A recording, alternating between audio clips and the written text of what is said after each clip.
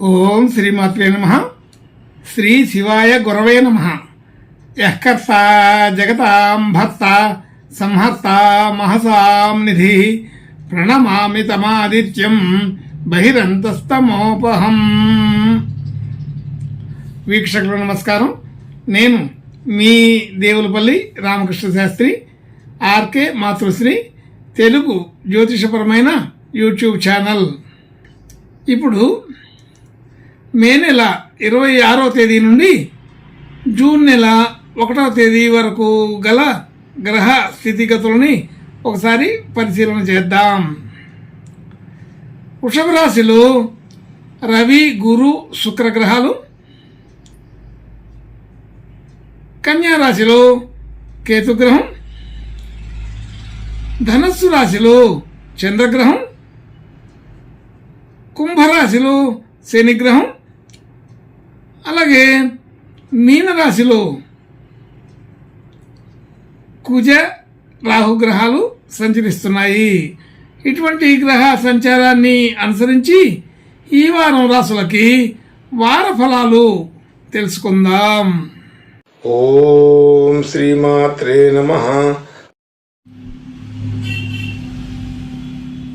ఇప్పుడు సింహరాశి వారి గురించి తెలుసుకుందాం. సింహరాశి వారికి రాశి నుంచి 2వ స్థానంలో కేతుగ్రహం, 5వ స్థానంలో చంద్రగ్రహం,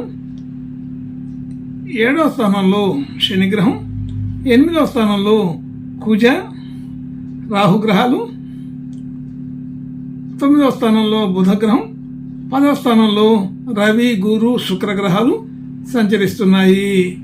ఇటువంటి గ్రహ సంచారాన్ని అనుసరించి ఈ వారం ఈ సింహరాశి వారికి కొంత మిశ్రమ ఫలితాలే కనబడుతున్నాయి. అయితే ఈ సింహరాశి వారు ఈ వారం బాగా ఆలోచన చేసి సరైన నిర్ణయాలే తీసుకుంటారు. కానీ ఆ నిర్ణయం సరైందా కాదా అని కొంచెం ఊగిసలాట జరుగుతుంది. ఆ ఊగిసలాట వలన ఇది సరైనది కాదేమో అని అనుమానంతో దాన్ని అమలు చేయటం ఆపేస్తారు. అలాంటి పరిస్థితి కనబడుతుంది. అంటే ఇది ఒక ఉదాహరణగా చెప్తున్నాను. అంటే మంచి మంచి ఆలోచనలు చేసినప్పటికీ కూడా వారి ఆలోచన మీద వారికే నమ్మకం లేనటువంటి స్థితి కనబడుతుంటుంది. అలాగే ఏదైనా స్థిరమైన నిర్ణయం తీసుకున్నప్పటికీ అమలు చేయటంలో దాన్ని కొంత వెనుక ముందు ఆడటం జరుగుతుంది. అంటే ఆలోచన తీరు బాగానే ఉంటుంది, కానీ దాని మీద అపనమ్మకం, ఆచరణ చేయాల్సిన సమయంలో చేయలేకపోవడం, మొత్తానికి ఏదో ఏ పని చేయాలన్నా కానీ కొద్దిగా అనుమానాస్పదంగా, కొంచెం ఇబ్బందిగా, భయంగా ఉంటుంది. అందుకని సరైన నిర్ణయాలు తీసుకోలేకపోతారు. తీసుకున్నా కానీ అమలు చేయలేకపోతుంటారని అర్థమవుతుంది. కొంచెం జాగ్రత్తగా ఆలోచన చేసుకొని మరొకరి సలహా కూడా తీసుకుంటే ఇంకా బాగుంటుంది. లేదంటే మనం ఆలోచన చేసిన తీరు బాగానే ఉన్నప్పుడు వెంటనే అమలు చేయడానికి ప్రయత్నం చేయాలి. కానీ ఎప్పుడైతే డైలమాలో పడ్డారో, ఆలోచనలో పడ్డారో, వెంటనే అది వెనక్కి పోయే అవకాశం ఉంటుందని అనిపిస్తుంది. అలాగే ధనయోగాదులు, ధన సంబంధించిన విషయాల్లో అనుకూలత బాగానే ఉంటుంది. కానీ అక్కడ కూడా ఇలాంటి స్థితి, అంటే ధనయోగం అనుకూలపడి వస్తుంటుంది. సాధారణ ధనయోగాదులకైతే ఇబ్బంది అయితే ఉండదు, కానీ మించిన ఎక్స్పెక్టేషన్ ఉండటం వల్ల కొద్దిగా ఇబ్బంది కలుగుతుంది. అంటే మనం వచ్చిన దానికి సంతృప్తి పడకుండా రాని దాని కోసం వెంపర్లాడటం అనేది జరుగుతుంది. అంటే ఆలోచన తీరులో అంత మార్పు ఉంటుంది. అంటే అసంతృప్తి అనేది వెంటాడుతుంటుంది. అది మనకు రావాల్సిన ధనం మనకి అంతే రావాలి, అది కూడా తెలుసు. అయినప్పటికీ ఇంకా ఏదో ఎక్స్పెక్టేషన్ చేసుకొని ఇంకా ఏదో సాధించాలని, లేదంటే పొరుగు వాళ్ళతోటి, పక్క వాళ్ళతోటి పోటీ పట్టుకొని మనకు అంత రాలేదని ఫీల్ అవటం, మన ఆలోచన ఏంది, మన కెపాసిటీ ఏంది, మన సందర్భం ఏంటి, మనకున్న విలువలు ఏంటి, అవన్నీ చూసుకుంటే వచ్చింది సరిపోయినట్లే ఉంటుంది. కానీ ఇంకా మిగిలిన వాళ్ళతో కంపేర్ చేసుకోవడం, లేదంటే మిగిలిన ఇంకా ఏదో తక్కువైనట్టుగా ఫీల్ అవడం, ఇలాంటి జరిగితే ఇబ్బందికరంగా ఉంటుంది. అందుకని మొత్తానికి ఆర్థిక విధానంలో అసంతృప్తి అనేది ఉంటుందని చెప్పబడుతుంది. అలాగే కుటుంబ సభ్యులు, బంధుమిత్రులు అందరితో కూడా పైన సఖ్యతగానే ఉంటుంటుంది.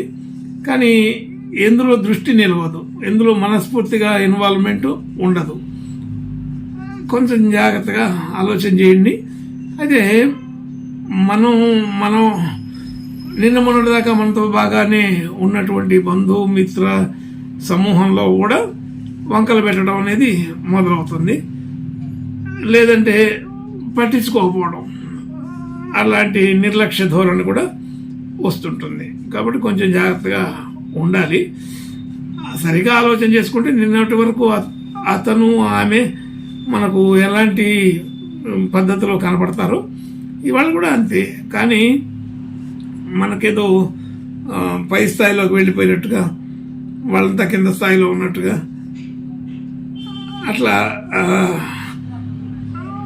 ఒకళ్ళకి ఒకళ్ళు పొంతన చూసుకుంటారు అన్నమాట. అలాంటి ఆలోచనలు కూడా వస్తూ ఉంటాయి. అంటే ఈ విధానం మార్చుకోవాలి. ఆలోచన తీరు సరైన పద్ధతిలో ఉంటే అనుకూలంగానే ఉంటుంది. అలాగే గృహ వాహన సంబంధించిన యోగాలన్నీ కూడా బాగానే ఉంటాయి. కానీ ఈ సమయంలో కొనుక్కోవడానికి అంత సరైన సమయం కాదు. అటువంటి ప్రయత్నాలు చేసే వాళ్ళకి తప్పనిసరి అనుకున్నప్పుడు ప్రయత్నం చేయవచ్చు, ఫలిస్తుంది కూడా. కానీ ఎంతో కష్టంగా, కొంత ఇబ్బందికరంగాను, దాంట్లో కూడా ఏవో ఒక సమస్యలు వచ్చే అవకాశం ఉంటుంది. అలాగే విద్యా వ్యవహారాదులు, విద్యల్లో కానీ ఏదైనా కొత్త విషయం నేర్చుకోవడానికి కానీ, కొత్త టెక్నిక్ నేర్చుకోవడానికి కానీ, కోర్సులు నేర్చుకోవడానికి కానీ ప్రయత్నం చేస్తారు, మధ్యలోనే వదిలేస్తారు. ఏదైనా సరే, ఏదైనా పలానా కొత్తగా టెక్నాలజీ నేర్చుకుందాం, కొత్తగా కోర్సులు నేర్చుకుందాం, కొత్తగా విద్య నేర్చుకుందాం, ఏదైనా ప్రయత్నం చేయడం మధ్యలో వదిలిపెట్టేసేయటం. అంటే ఆ ప్రయత్నం సరైన సమయం దాకా తీసుకెళ్లకుండా ఉండటం అనేది జరుగుతుంది. కాబట్టి ఈ వారంలో అట్లాంటి కొత్త ప్రయత్నాలు చేయకుండా ఉండటమే మంచిది. చేస్తే చివరి దాకా తీసుకెళ్ళగలిగేటట్టు ఉండాలి. అది మరొకటి, ఆర్థిక విధానంలో కూడా రుణ సంబంధించిన విషయాలు జాగ్రత్తగా ఆలోచన చేస్తే మనం ఇవ్వవలసిన రుణం ఇంత ఉంది. ఎవరికైనా రుణాలు ఉంటుంటే ఇచ్చుకోవడం, పుచ్చుకోవడం తప్పనిసరిగా ఉంటాయి. కానీ ఈ వారం ఇవ్వబుద్ధి కాదు అంటే మనం ఒక చోట ఇవ్వటానికి రెడీ చేసుకున్నటువంటి ధనాన్ని మరొక చోట ఏదో ఒక విధంగా ఖర్చు పెట్టడం, ఆ ఖర్చు అయిపోయిన తర్వాత ఆ ధనాన్ని అక్కడ ఇవ్వలేక, ఈ ఖర్చు అయింది ఉపయోగపడక రుణ ఒత్తిడిని పెంచుకోవడం జరుగుతుంది. అంటే ఇవ్వగలిగినంత ధనం ఉండి ఇవ్వలేకుండా, ఇవ్వబుద్ధి కాకుండా రేపు ఇద్దాం, ఇంకో రోజు ఇద్దామని చెప్పి దాచిపెట్టినందుకు అది కాస్త ఖర్చు అయిపోతుంది. ఇలాంటి కొత్త సమస్యలు వస్తుంటాయి. ఆ సమయానికి అది బాగానే ఉంటుంది, ఈ ఖర్చు పెట్టాలి, దీనికి చేద్దాం, అయితే అది తర్వాత చూసుకుందాం, ప్రస్తుతం అర్జెంట్ అవసరం వచ్చింది అనే ఉద్దేశంతో ఏదో ఒక రకంగా ఒక చిన్న మ్యాజిక్ జరిగిపోయి మన చేతిలో ఉన్న ధనం అయితే ఖర్చు అయిపోతుంది, కొత్త ధనం రాదు, రుణాలు అట్లాగే ఉంటాయి. లేకపోతే రుణదాతలతోటి పేచీలు, వాగ్వివాదాలు జరిగే అవకాశం కూడా ఉంటుంది. ఇది కొంత ఉన్న స్థితిని ఉన్నప్పుడు ఇవ్వకపోవడం హీనస్థితి. అటువంటి హీనస్థితిని స్వయంగా తెచ్చుకోవడం అనేది జరుగుతుంటుందని తెలుస్తోంది. కాబట్టి ఈ పొరపాటును కూడా అట్లా చేయకుండా మనం ఇవ్వవలసిన చోట వెంటనే ఇచ్చేసి, రావాల్సిన చోట వెంటనే తెచ్చేసుకొని, అంటే ముందర నుంచి ఉన్నటువంటి ఒక డిజైన్ పద్ధతి ప్రకారం ఉన్నటువంటి వ్యవహారాలు ప్రణాళికాబద్ధంగా అలాగే పూర్తి చేసుకుంటే బాగుంటుంది. కానీ అక్కడక్కడ అలాంటి బుద్ధి మారుతుంది. ఆ మార్పు వచ్చినప్పుడు కొంచెం కటువుగా ఆలోచన చేసి లేదు దానికే ఇవ్వాలా అని మేనేజ్మెంట్, మనీ మేనేజ్మెంట్ అనేది అక్కడ సక్రమంగా కుదుర్చుకోకపోతే వచ్చే ఇబ్బందులు ఏ ఉంటాయో అనుభవంలోకి వస్తాయి ఈ సింహరాశి వారికి అని అర్థం. అలాగే ఆరోగ్యపరంగా కూడా చిన్న సమస్య కదా, ఏం కాదులే అట్లా నిర్లక్ష్య ధోరణి వద్దు. ఏ సమస్య వచ్చినా ఆ సమస్యకి తగినట్టుగా పరిష్కారం చూసుకోవడం మంచి మాట. అలాగే మిత్రుల్ని శత్రువులుగా చేసుకోవడం, అనవసరమైన మాటలతో వాళ్ళని హేళన కించపరిచే మాటలు మాట్లాడటం, అది వికటించి వారు కూడా ఎదురు తిరిగినట్టు మాట్లాడటం, మాటకు మాట పెంచుకోవడం, ఇలాంటి సమస్యలు కూడా వస్తుంటాయి. తీరా చూస్తే మనం జాగ్రత్తగానే మాట్లాడినట్టే ఉంటుంది, అన్నీ బాగానే ఉన్నట్టు ఉంటుంది. కానీ ఒక చోట ఎక్కడో జరిగిన అపస్మృతులు లేదా ఏదైనా పదాలు సరైన పదాలు వాడకపోవడం, ఇలాంటి మిస్టేక్స్ జరుగుతాయి. కొంచెం జాగ్రత్తగా ఆలోచన చేయండి. అలాగే భార్యాభర్తల మధ్య కూడా ప్రేమ అనురాగాలు ఉంటూనే దాంతోపాటు సమస్యలు కూడా కొని తెచ్చుకోవడం అనేది జరుగుతుంటుంది. అంటే చిన్న సమస్యల్ని గోటితో పోయేదాన్ని గొడ్డల దాకా తీసుకుపోయినట్టుగా సరదాగా మొదలైనటువంటి విషయం కొంచెం పెరిగే స్థాయికి వెళుతుంటాయి, గమనించండి. అలాగే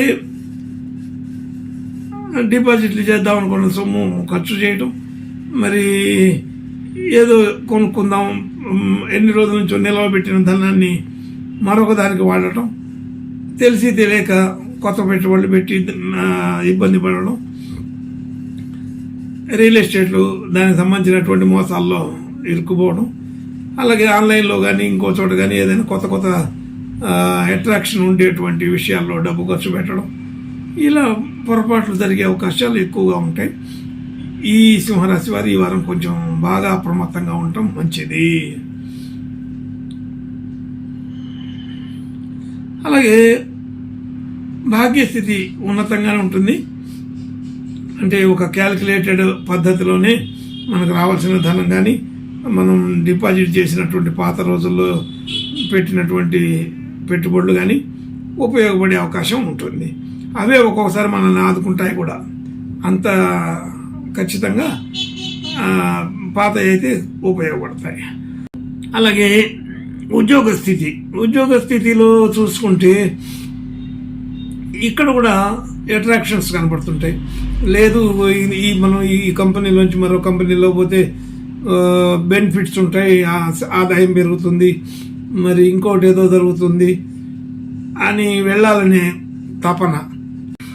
అలాగే కంపెనీ మారదాం, ఉద్యోగం మారదాం, ఆఫీస్ మారదాం, ఇల్లు మారదాం, మార్పు అనేది కోరుకోవడం అనేది మొదలవుతుంది. కాబట్టి అది కూడా ఈ వారం అంత అనుకూలం కాదు. ఎట్లాంటి మార్పుకి ఈ వారం ప్రయత్నం చేయకుండా ఉండటం మంచిది. అలాగే ఉద్యోగ స్థితిలో ఇంకా అప్రమత్తంగా ఉండి మన యొక్క శక్తి సామర్థ్యాలు నిరూపించుకుంటే ఇంకా ముందు భవిష్యత్తులో బాగా ఉపయోగపడుతుందని అర్థము. అలాగే ఈ సింహరాశి వారికి మనం చేసిన పనులకి సంబంధించిన విషయాల్లో కొంత కీర్తి గుర్తింపు వచ్చేదానికి అవకాశాలు ఉంటాయి. అది గట్టిగా ప్రయత్నం చేసి, అంటే మామూలు గుర్తింపు రావాల్సిన చోట ఎక్కువ కష్టపడితే కానీ గుర్తింపు రావట్లా, అలాంటి పరిస్థితి ఉంటుంది. దానికి మనం అనుకునే విధానం వేరు, మన ఆలోచన తీరు వేరు. మనం ఏదో కష్టపడిపోతున్నాం, మరి మనకి ఇంకా గుర్తింపు రాలేదు అనుకుంటాం. అది మనం చేసిన కష్టం ఎంతో మనకు తెలుసు వాస్తవంగా, కానీ ఇంకా ఏదో చేయలేదు, ఇంకా ఏదో అసంతృప్తి, కీర్తి ప్రతిష్టలు మనల్ని మెచ్చుకోలేదు, ఇంకోటి చేయలేదు, ఇలాంటి పనులు ఉంటుంటాయి. కానీ అది వాస్తవానికి మనకు కావాల్సిన గుర్తింపు వస్తుంటుంది, కానీ మనకి సంతృప్తి అనేది తక్కువగా ఉంటుందని అర్థం. అలాగే ఖర్చుల విషయంలోకి వచ్చేస్తే ఒక మంచి అనుకూలమైన ఖర్చులే. ఒక విద్యా విధానాని కోసం కానీ, మరి పిల్లల కోసం కానీ, ఖర్చు పెట్టవలసిన పరిస్థితి ఉంటుంది. కుటుంబ సంబంధించిన విషయాల్లో ఖర్చులు చేయవలసి వస్తుంది. సరే, అది పెద్దగా ఇబ్బందికరమైన విషయం అయితే కాదు. ఆర్భాటాలు ఏమి లేకుండా ఆనందంగా గడపడానికి ప్రయత్నం చేయండి. ఈ వారం ఏదైనా సరే నేను గొప్ప, నేను అలాంటిది ఇలాంటిది, నేను చేసిన పనులకి నాకు సరైన గుర్తింపు రావట్లేదు అనే ఫీలింగ్స్ అయితే ఉంటుంటాయి. కానీ అవి తగ్గించుకొని వాస్తవంలో ఉంటే అన్నీ అర్థమవుతాయి. ఇంకా మంచి అనుకూలమైన శుభ లక్షణాలు కలగడం కోసం ఈ సింహరాశి వారు ఆంజనేయ స్వామి ప్రార్థన నమస్కారాలు చేసుకుంటే మంచి ఫలితాలు ఉంటాయి. మనసు నిలకడగా ఉంటుంది. ఇట్లాంటి ఆలోచనలు రావు. శుభం భూయాత్. ఓం శ్రీమాత్రే నమః.